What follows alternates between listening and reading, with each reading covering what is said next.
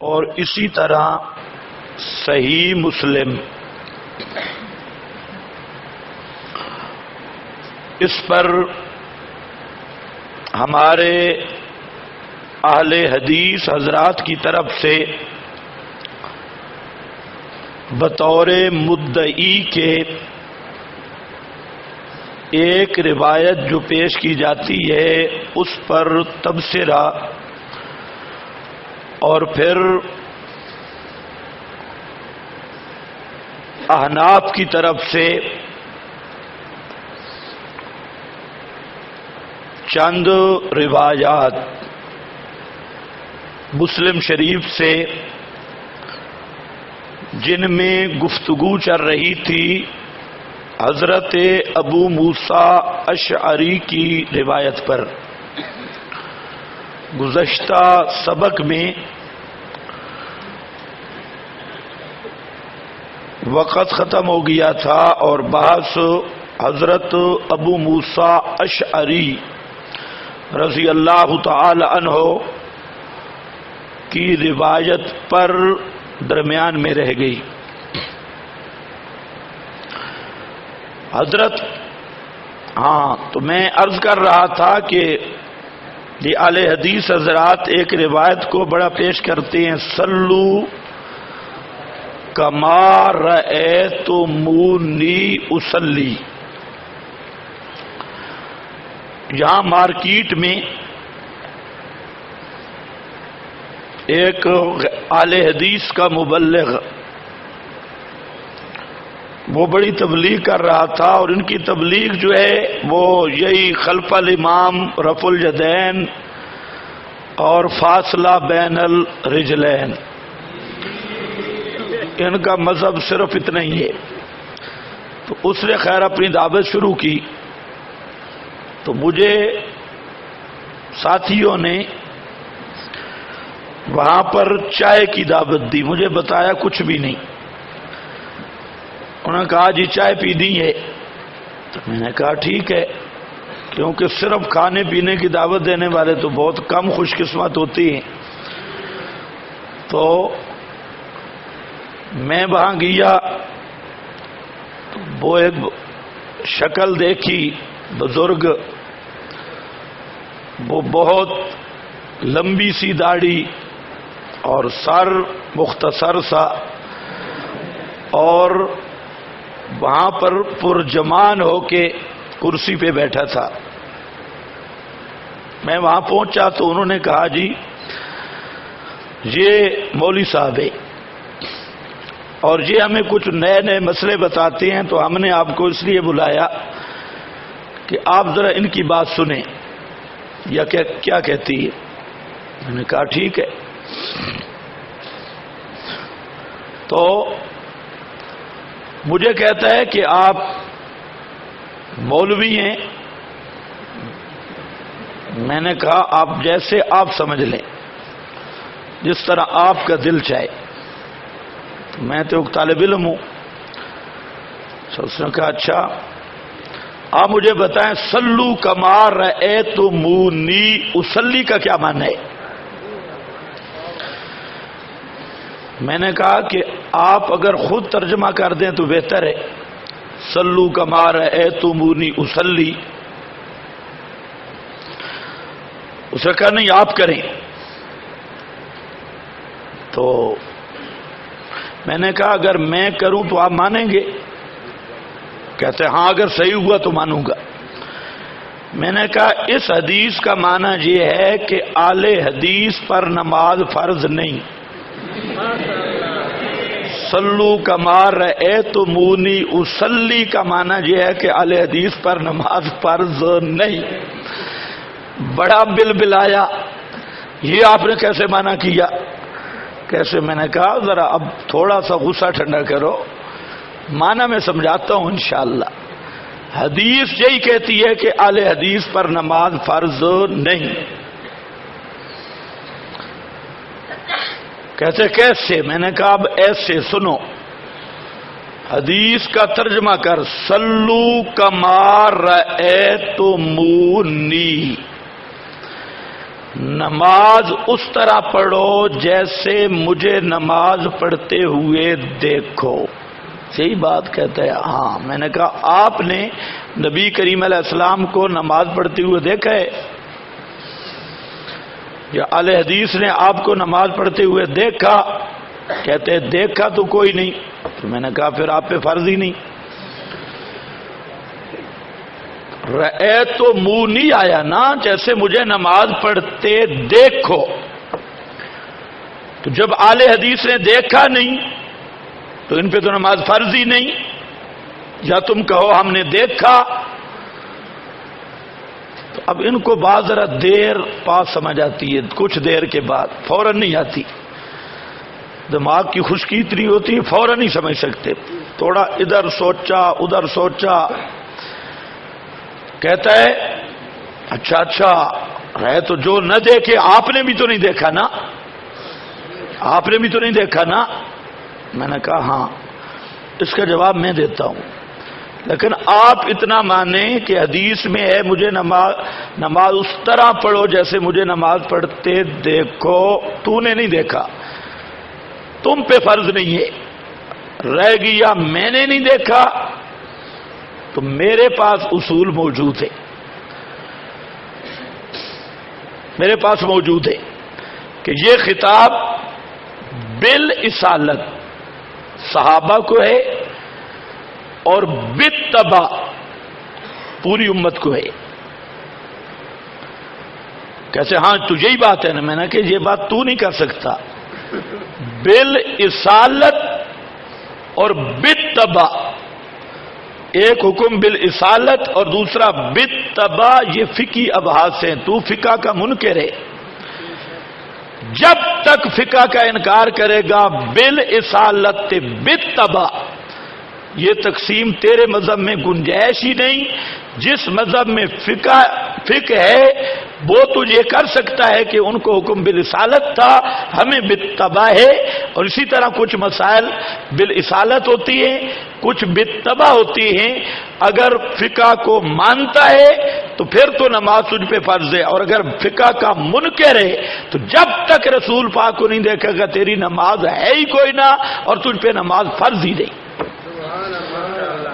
اب بیچارہ وہ کیسے کہتا میں فقہ کو مانتا ہوں، کیونکہ پوری مارکیٹ میں اس نے شور ڈالا ہوا تھا فقہ کوئی نہیں، مولویوں نے بنایا ہے، فقہ کوئی نہیں.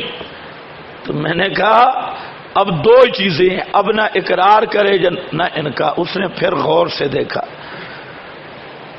تو کہتے آپ مولانا خضر صاحب تو نہیں ہیں؟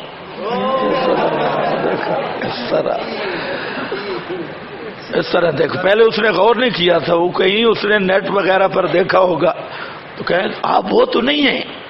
میں نے کہا وہی سمجھ لے. تو اٹھا اور بڑا ادب کے ساتھ ہاتھ ملایا.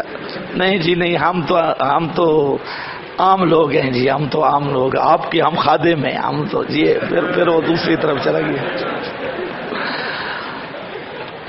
آپ کو دکھاؤں سلو کما رأیتمونی. جو گفتگو ہوتی ہے جتنی مختصر ہو اور ٹوٹکے ہو نہ ٹوٹکے، یہ انتہائی کامیاب ہوتی ہے. موٹے سے ٹوٹکے یہ عوام کو صحیح سمجھ آتی ہے. اس کے بعد آج تک اس مارکیٹ میں نہیں آیا، بالکل نہیں. تبلیغ شبلیغ گئی پھر نہیں آیا، آئے گا بھی نہیں.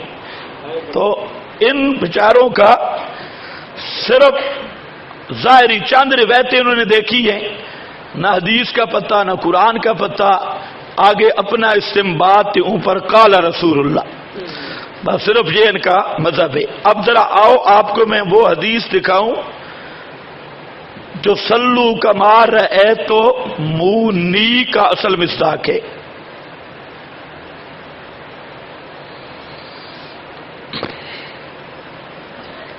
سبحان اللہ. حضرت ابو موسیٰ اشعری فرماتی ہیں، مسلم شریف رقم الحدیث 404 صفحہ 158، فرماتی ہیں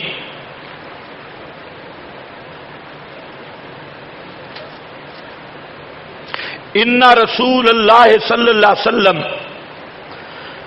خطبنا فبین لنا سنتنا.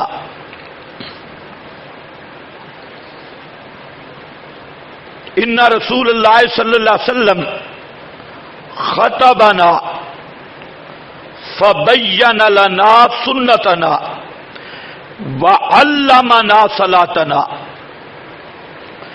نبی کریم صلی اللہ علیہ وسلم نے ہمیں خطبہ دیا. سب صحابہ کا مجمع ہے اور بینا لنا سنتنا، ہمارے سامنے آپ نے سنت کو بیان کیا، واضح کیا. اگلا لفظ ہے علمنا صلاتنا. نبی کریم صلی اللہ علیہ وسلم نے ہمیں نماز سکھائی. یہ وہ ہیں جنہوں نے نبی کریم صلی اللہ علیہ وسلم سے نماز سیکھی. ایک آج غیر مقلد نماز سکھا رہا ہے، ایک امام الانبیاء صلی اللہ علیہ وسلم نے نماز سکھائی. اب ذرا دیکھنا، اور یہ کوئی ایک آدھ صحابی کو نہیں فرمایا، تمام صحابہ کے سامنے خطبہ دیا اور سب کو سنت سکھائی، نماز کا طریقہ بتلایا. علمنا صلاتنا. اب اسی کو ہم دیکھ لیتے ہیں کہ رسول اللہ صلی اللہ علیہ وسلم نے جو صحابہ کو نماز سکھائی تھی اس نماز میں کیا ہے، انشاءاللہ فیصلہ ہو جائے گا. صرف میں نے آپ کو تمہیداً وہ جملے بتا دیے تاکہ حدیث کی اہمیت آپ کے سامنے آئے. یہ کوئی انفرادی بات نہیں، سب مجمع صحابہ کے سامنے، اور آپ نماز سکھا رہے ہیں. اب ذرا آؤ، فرماتی اذا صلیتم فاقیموا صفوفکم. جب تم نماز پڑھو اپنی صفوں کو سیدھا کر لو. اس کا آپ بھی اہتمام کریں. صفوں کا سیدھا ہونا، صرف خلف الامام نہیں، اور بھی کچھ آداب ہیں وہ بھی آپ کے ذہن میں ہوں. ہمیشہ خیال رکھو سب سیدھی ہو. اقیموا صفوفکم آپ کا امر ہے. اور کل بھی میں نے آپ کو بتایا تسویۃ الصفوف من تمام الصلاۃ، یہ امام کی ذمہ داری ہے. پھر سب میں فرجہ نہ چھوڑو، اگلی سب مکمل ہو، پچھلی سب ترتیب سے ہو. جب اگلی سب مکمل ہو پیچھے تب صفیں بناؤ. یہ نہیں کہ اگلی صفیں نامکمل اور پیچھے نئی قطار لگی ہوئی ہو. تو اقیموا صفوفکم ثم لیؤمکم احدکم، پھر تم میں سے ایک امام بن جائے. فَإِذَا كَبَّرَ الْإِمَامُ فَكَبِّرُوا، فَإِذَا كَبَّرَ الْإِمَامُ فَكَبِّرُوا. جب امام تکبیر کہے تم تکبیر کہو.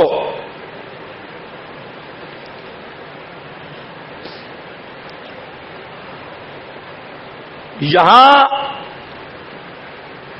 سلیمان تیمی کی حدیث میں اذا قرأ فانصتوا، یہ سلیمان تیمی کا نام ضرور لکھنا ہے، اس پہ میں تھوڑی تبصرہ کروں گا. بس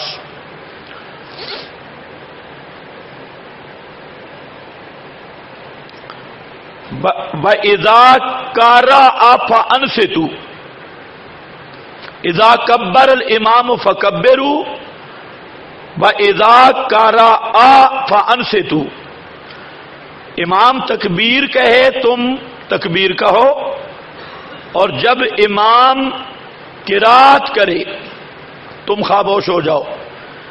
تکبیر کے بعد امام قرات یاسین کی کرتا ہے نا،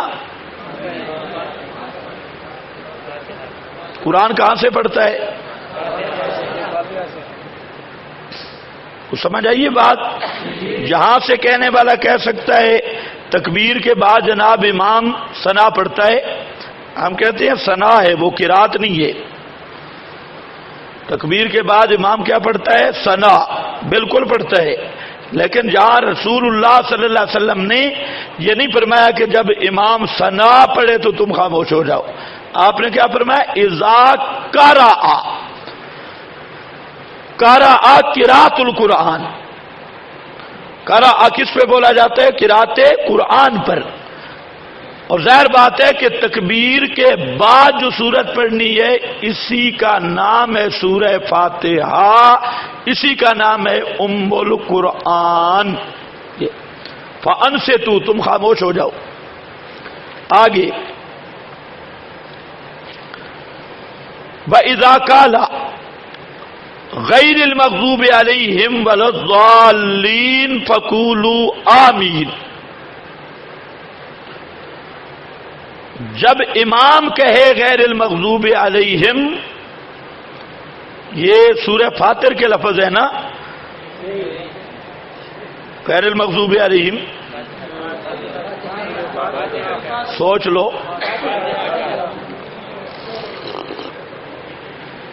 غیر المغضوب علیہم، جب امام یہ جملہ کہے، اب ذرا سمجھو، اذا قرأ فانصتوا، امام جب قرات کرے فاتحہ کی تم خاموش ہو جاؤ، اور جب فاتحہ کے اینڈ پہ پہنچے امام، اذا قال غیر المغضوب علیہم ولا الضالین فقولوا آمین۔ اب دیکھو اللہ کے رسول نے کیسے وظیفہ تقسیم کیا۔ امام کا وظیفہ قرات، مقتدی کا وظیفہ انصات۔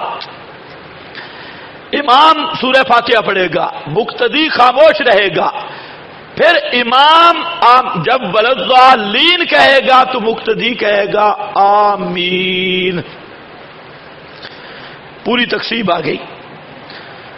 اب یہ وہ حدیث ہے مسلم میں،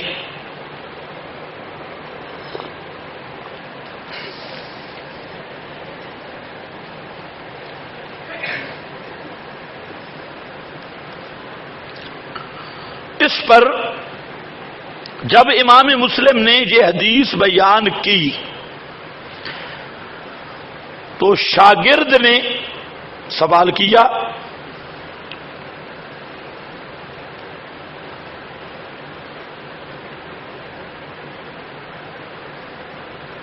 پوچھا کہ یہ جو اذا قرأ فانصتوا ہے، اذا قرأ فانصتوا، یہ صرف سلیمان راوی، سلیمان تیمی یہ نقل کرتا ہے، دوسرے راوی اذا قرأ فانصتوا نقل نہیں کرتے۔ یہ امام مسلم پر سوال کیا شاگرد نے، یعنی شاگرد پوچھنا چاہتا تھا کہ یہ جو سلیمان تیمی کی زیادت ہے، دوسرے شاگرد یہ لفظ نقل نہیں کر رہے اذا قرأ فانصتوا، یہ صرف سلیمان تیمی نقل کر رہا ہے، تو کیا یہ صحیح ہے؟ یہ سوال کیا ہے شاگرد نے امام مسلم سے۔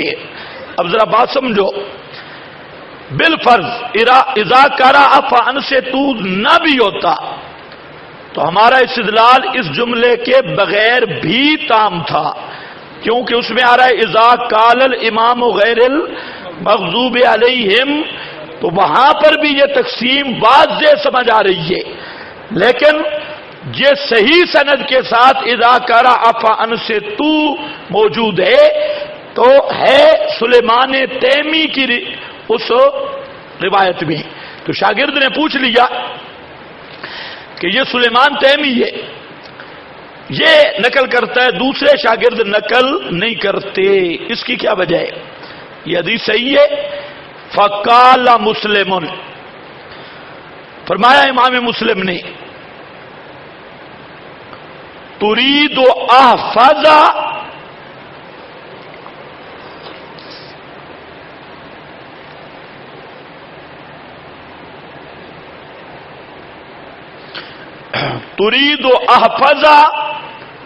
من سلیمان. امام مسلم نے کہا خدا کے بندے سلیمان تیمی سے کوئی بڑا حافظ بھی ہے؟ تو جو سوال کر رہا ہے کہ اس زیادتی کو نقل کرنے والے سلیمان تیمی ہیں اذا کرا فن سے تو کو، تو امام مسلم نے کہا تريد احفظ من سلیمان، کیا سلیمان سے کوئی بڑا حافظ بھی ہے؟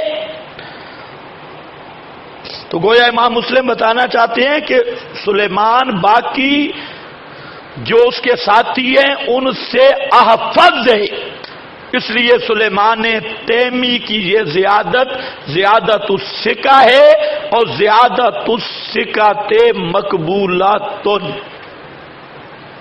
امام بخاری کا قانون بھی ہے. فقال له ابو بکر، یہ ابو بکر شاگرد ہے امام مسلم کا. بس شاگرد مطمئن ہو گیا، ٹھیک ہے جی سلیمان تیمی کی یہ زیادت اذا کرا فان سے تو یہ بالکل صحیح. اب شاگرد نے سوال کیا کہ فحدیث ابی ہریرہ، حضرت ابو ہریرہ کی حدیث، یہ اشارہ ہے وہ نسائی والی اذا کرا افا ان سے تو، میں نے پہلے بھی آپ کو بتایا وہ نسائی والی حدیث. تو پوچھا فحدیث ابی ہریرہ فقالا ہوا صحیح،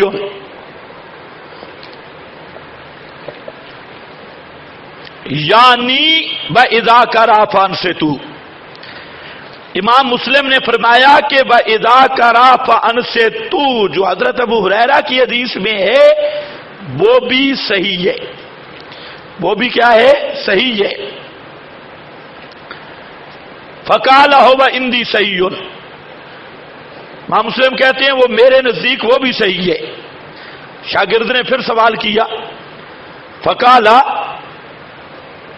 اس کالا کا حاصل ہے کہ جب وہ صحیح ہے تو آپ نے ابو موسیٰ اشعری کی روایت تو جہاں پر ذکر کی، لیکن حضرت ابو ہریرہ کی روایت جہاں مسلم میں نہیں لائے.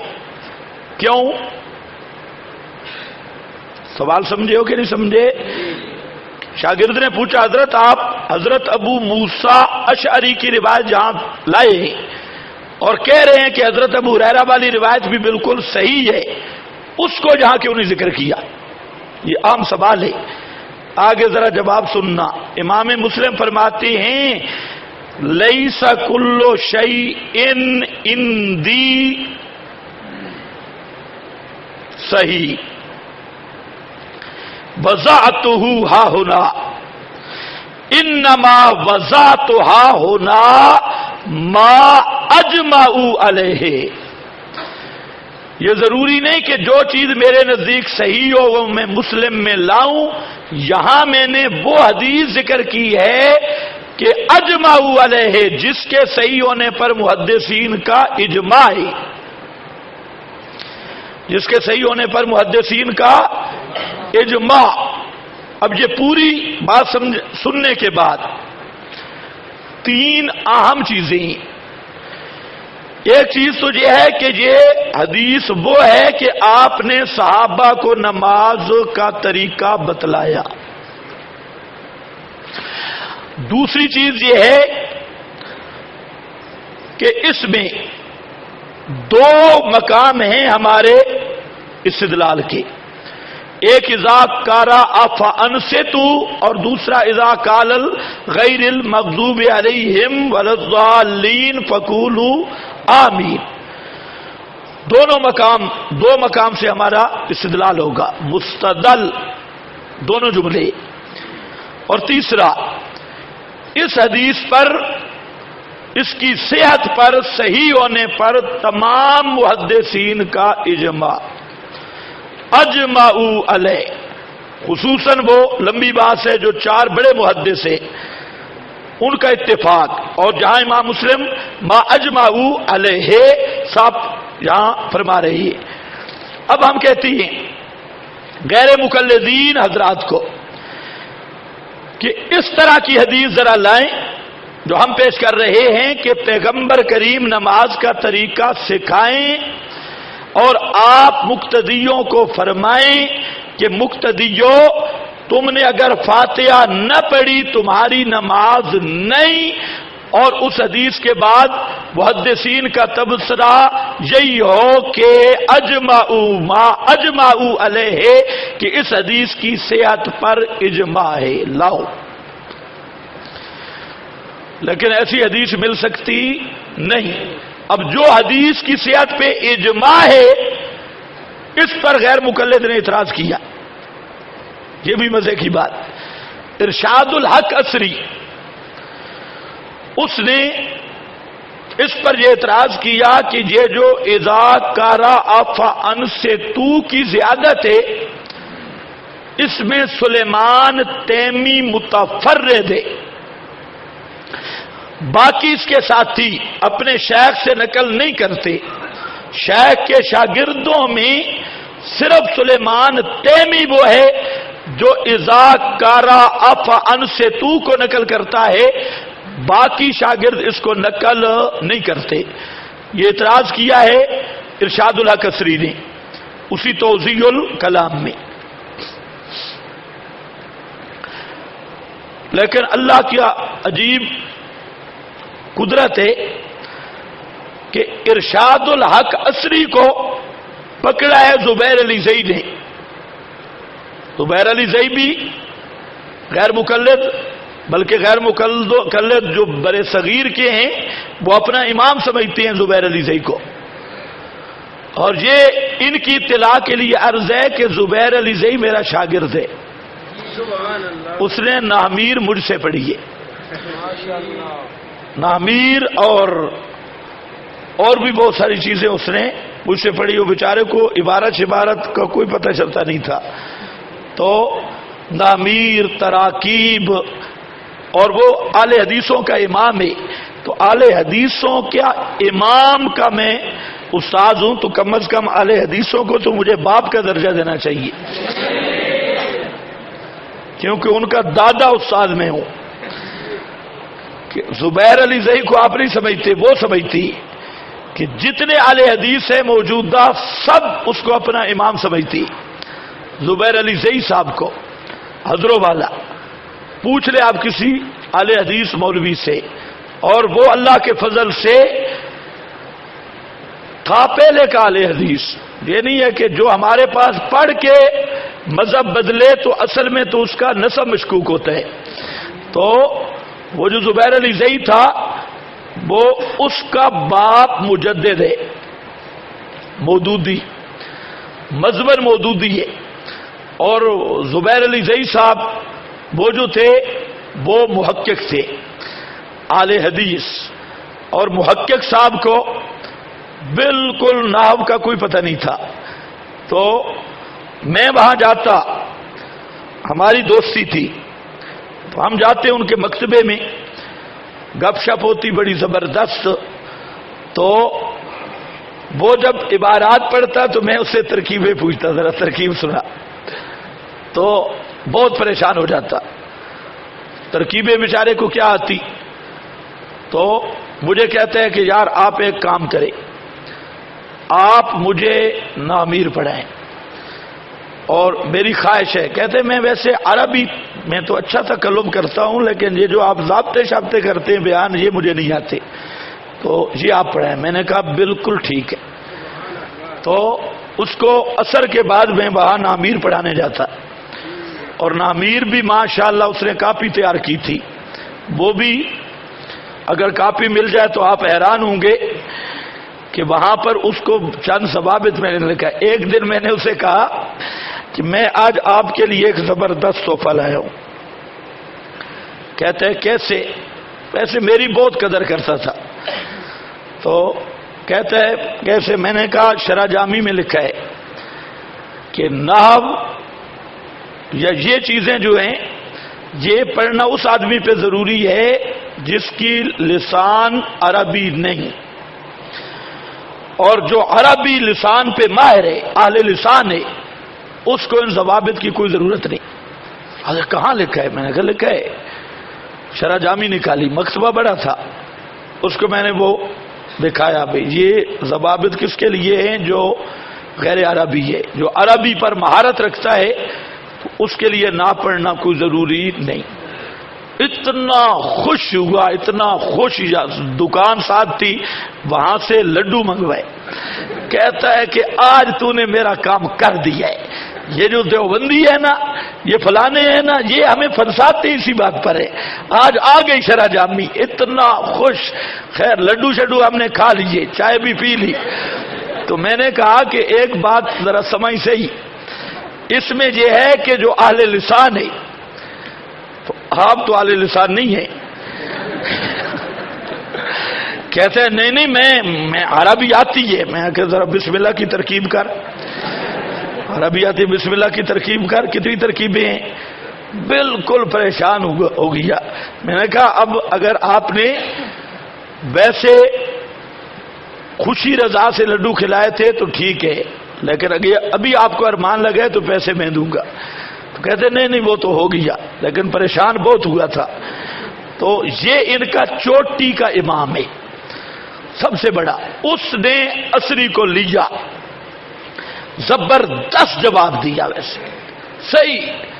ارشاد الحق عصری نے اسی روایت پہ اعتراض کیا اور اس کا فتاوی ہے، تو زبیر علی زئی نے تقریباً غالباً میرے ذہن پہ آ رہے 4 صفحات ہے، جو کتنے صحیح پورا عنوان قائم کیا حدیث رسول کا دفاع، اور زبیر علی زئی نے کہا یہ حدیث بالکل صحیح ہے، اذا قرأ فانصتوا، یہ الفاظ رسول ہے، ارشاد الحق عصری ہمارا اہل حدیث ہے، لیکن وہ حدیث کا انکار کر رہا ہے، لہذا یہ حدیث سند کے اعتبار سے، اذا قرأ فانصتوا کے اعتبار سے بالکل صحیح اور کھری ہے، اس پہ کوئی اعتراض ہو سکتا نہیں۔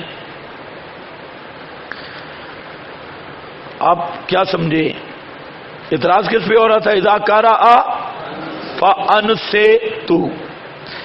یہاں ایک قانون لکھ لیں، امام بخاری رحمت اللہ علیہ صحیح بخاری میں بھی لائے، اور سب محدثین کا ضابطہ ہے کہ زیادت الثقۃ مقبولۃ، ثقہ راوی اگر کوئی دوسرے شاگردوں سے ہٹ کر زائد جملہ ذکر کرتا ہے تو اسے شاذ نہیں کہتے، بلکہ وہ زیادتی قبول کی جاتی ہے اور حدیث رسول ہی سمجھی جاتی ہے۔ ایک تو اس قانون کے مطابق غیر مقلد جہاں کوشش کرتے ہیں اذا قرأ فانصتوا والا یہ جملہ شاذ ہے، شاذ ہے، ہم کہتے ہیں یہ شاذ نہیں، یہ از قبیل زیادت الثقۃ مقبولہ تن کے قبیل سے ہے کہ زیادت ثقہ یہ قبول ہے۔ چلو یار کوئی ہمارا اہل حدیث بھائی ناراضی نہ ہو، تو اس لیے میں ذرا اگلا قدم اٹھاتا ہوں۔ اس زیادت میں سلیمان تیمی قطعاً منفرد اور متفرد نہیں۔ اعتراض یہی تھا کہ سلیمان تیمی اس روایت اس زیادت میں اذا قرأ فانصتوا پر متفرد ہے، میں کہتا ہوں قطعاً نہیں، بلکہ سلیمان تیمی کے بہترین مطابع موجود ہے۔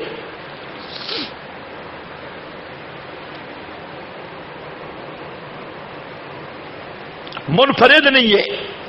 سب سے بڑا ارشاد الحق عصری کا یہ اعتراض، اور یہ غیر مقلدین مناظر بھی کرتے یہی ہے کہ اس زیادت میں ذاکرہ فان سے تو نقل کرنے میں سلیمان تیمی کیا ہے؟ متفرد، اکیلا ہے، اکیلا. تو وہ میں نے جواب تو دیا کہ سکہ کی زیادتی قبول ہے. امام مسلم نے بھی جواب دے دیا اپنے شاگرد کو، تریدو احفظ من سلیمان، اسی بات کو اٹھایا امام مسلم نے. لیکن آؤ یہاں پر مسند ابی عوانہ جلد 2 صفحہ 132، اس میں یہی زیادت نقل کرنے والے محدث ہیں ابو عبیدہ.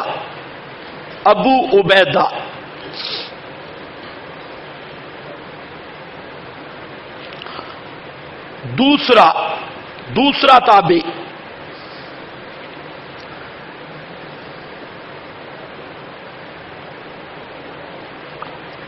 عمر ابن عامر،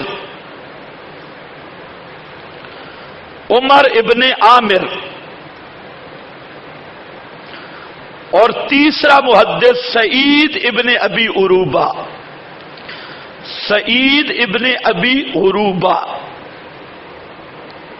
اس کے علاوہ بھی ہے، میں 3 پیش کر رہا ہوں، ابو عبیدہ اور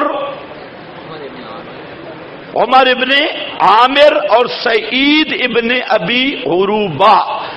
یہ 3 راوی سلیمان تیمی کے، جس طرح وہ اذا کرا فان سے تو نقل کر رہا ہے، اسی طرح یہ تینوں راوی اذا کرا فان سے تو نقل کر رہے ہیں. تو اب سلیمان تیمی متفرد نہ رہا، اب سلیمان تیمی کے ساتھ 3 اور بھی مل گئے. تو ان کا جو اصل مرکزی اعتراض تھا کہ سلیمان تیمی متفرد ہے، وہ تفرد شبرد ختم. یہ دارقطنی جلد 1 صفحہ 115، بیہقی جلد 1 صفحہ 156،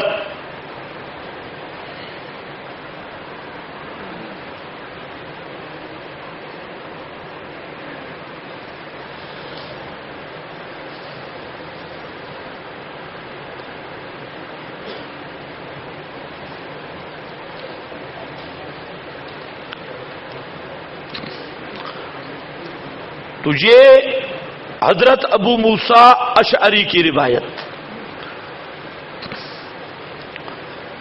اور شروع میں نے ذکر کیا تھا کہ یہ تفسیر ہے اذا قرئ القرآن فاستمعوا لہ وانصتوا کی،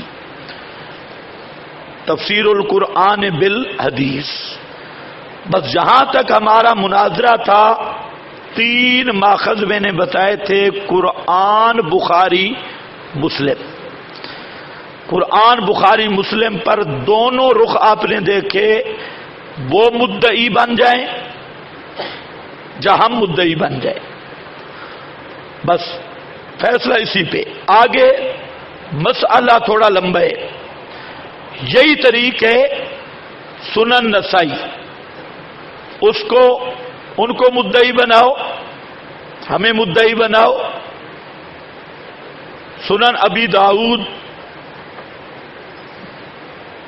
اسی طریقے پہ کام چلے گا، سنن ترمذی اسی طریقے پہ چلے گا، اور پھر دوسری کتب حدیث. اور اس طرح اگر چلتے جائے نا تو ایک بات ذہن میں رکھ لو، اہل حدیث کے پاس ایک بھی ایسی حدیث نہیں جو سندن صحیح ہو، متنن صریح ہو،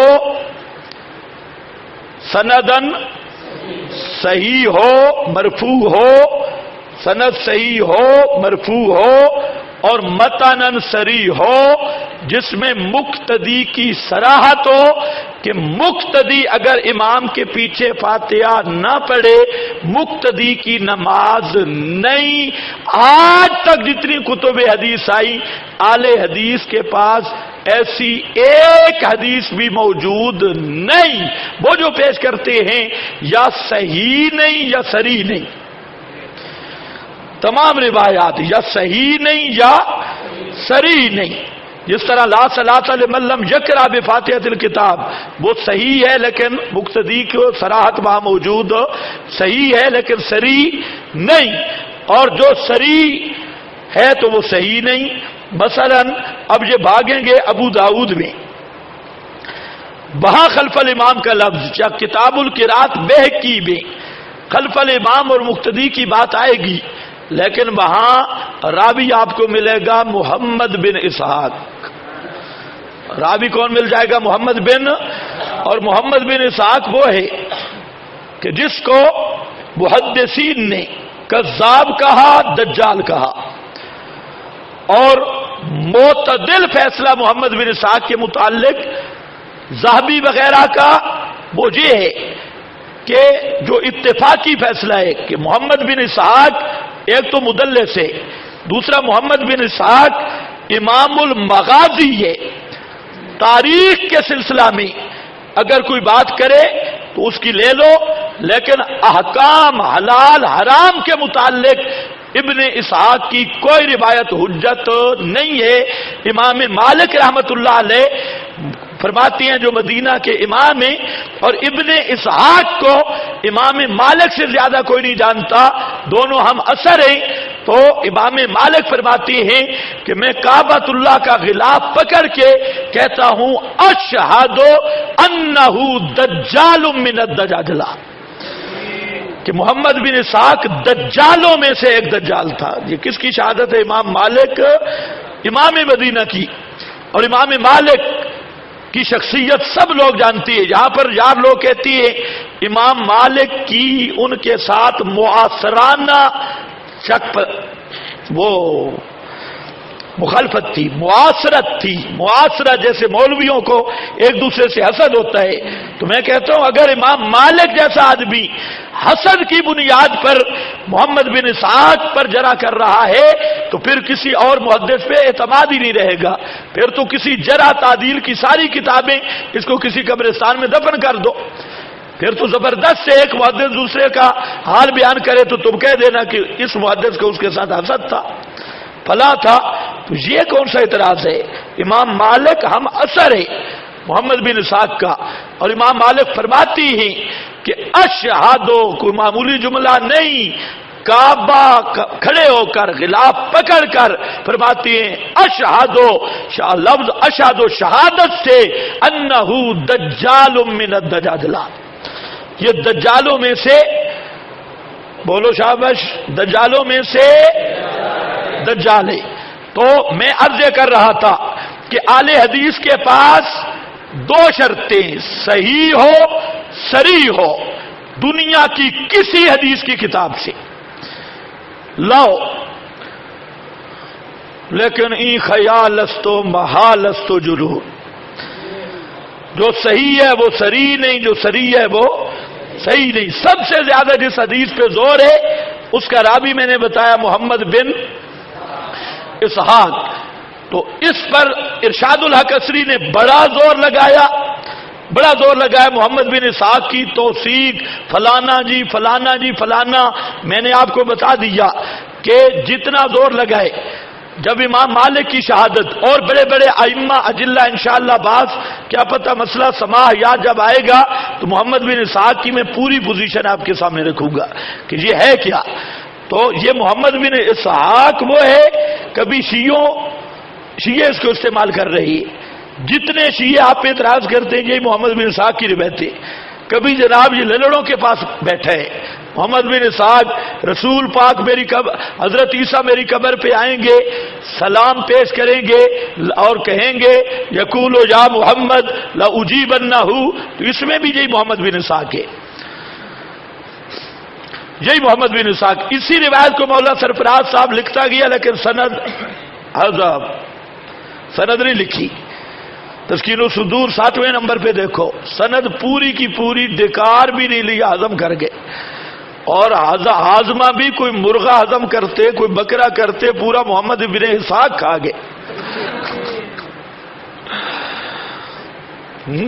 کمال تو ہے نا میدے کی. پورا محمد بن اسحاق، حالانکہ محمد بن اسحاق 3 صفوں پہ پڑا ہے آسن الکلام کے، تو پورا کھا گئے اور ڈکار بھی نہیں لیا.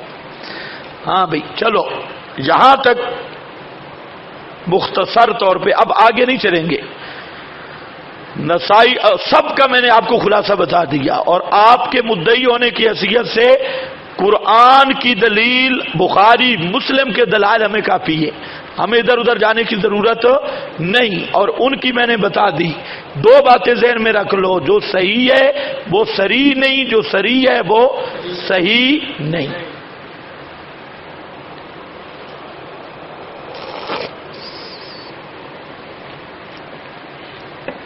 اس کو بند کرتا ہوں.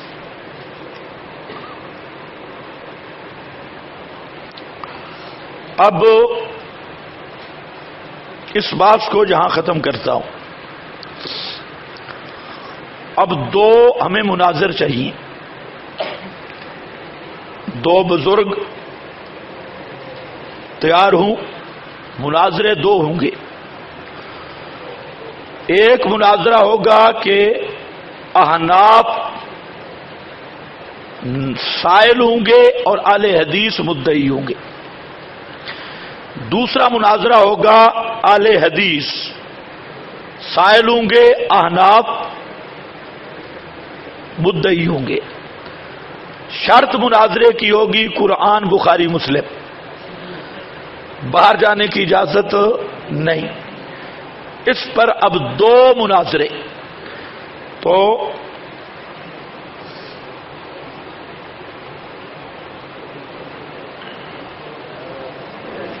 محمد بن اسحاق دجال ہے، تو اس کی روایت مغازی میں کیوں مقبول ہے؟ کیوں؟ اس لیے کہ تاریخ میں اکثر جھوٹ چلتا ہے. یہ کسی ساتھی نے سوال بھیجے. مغازی یہ تاریخ میں تو بابا واقعی بھی چل جاتا ہے. تاریخ کی حیثیت انشاءاللہ میں بتاؤں گا. اسرائیلی روایات اور تاریخ کے بارے میں قانون ہی کچھ اور ہے. اس میں صرف ہم نے یہ دیکھنا ہے کہ شرعی کسی اصول سے متصادم چیز نہ ہو، کسی شرعی اصول سے متصادم چیز نہ ہو. اگر شرعی اصول سے متصادم تاریخ آ گئی تو وہ تاریخ نہیں، وہ تاریخ ہوگی. اور اگر شریعت کے کسی اصول کے متصادم نہیں اور اس پر کوئی سی مسئلے کا دار و مدار تو ویسے نہیں بن سکتا تاریخ پر، تو تاریخ بحیثیت تاریخ بیان کرنا پھر وہ درست ہو جاتا ہے، کیونکہ اس کی حیثیت نہ حلال حرام کی رہتی ہے نہ استنباط احکام کی رہتی ہے.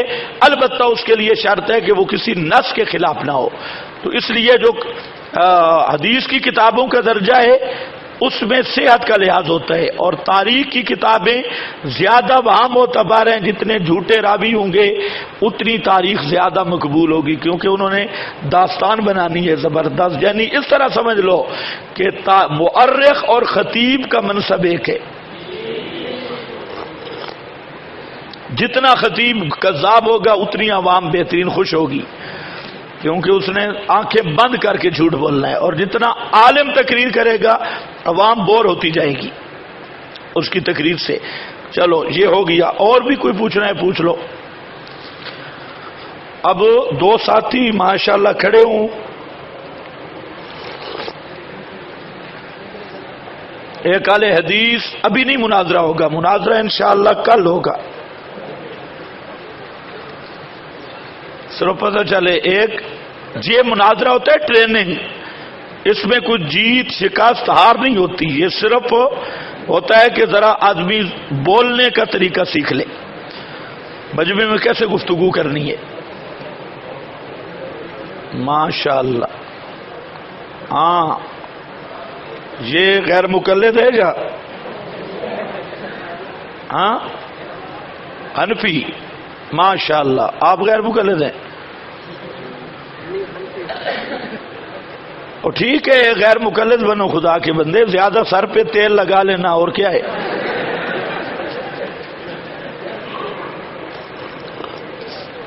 ٹھیک ہے. کیا نام ہے آپ کا؟ کون سا درجہ پڑھا ہے؟ دورہ کر لیا؟ ماشاءاللہ. یہ امیر صاحب کو اپنا نام لکھا دو. اب ہمیں غیر مقلد چاہیے. شابش شابش شابش، جو اچھے جھوٹ شوٹ بول سکتا ہو، دلیر سا غیر مقلد.